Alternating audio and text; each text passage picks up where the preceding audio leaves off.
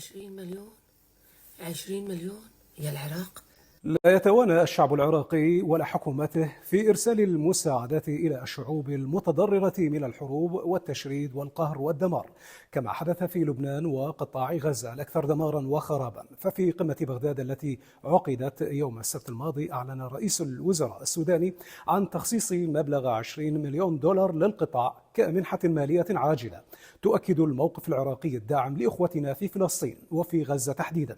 ولكن ناشطة فلسطينية على تيك توك تدعى هالة تنتقد 20 مليون دولار وتستصغر المبادرة وقيمتها، مؤكدة أن المبلغ لا يكفي لبناء كم عمارة في غزة، مقارنة ذلك ما منحته السعودية لأمريكا من تريليونات الدولارات. 20 مليون. 20 مليون يا العراق. بتعلن في قمة عراقية فتحها انت ببلدك. 20 مليون لإعادة إعمار غزة. 20 مليون ليش بدك تعمر مبنى عندنا في غزة؟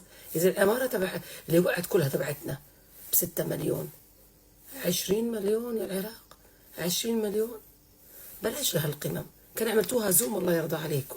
20 مليون يا العراق. 20 مليون يا العراق. 20 مليون يا العراق.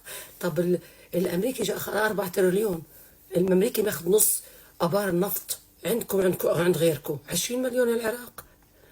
هم مش حيصلوا أصلا، بس الكلمة حلوة لو طلعت مساندة لغزة.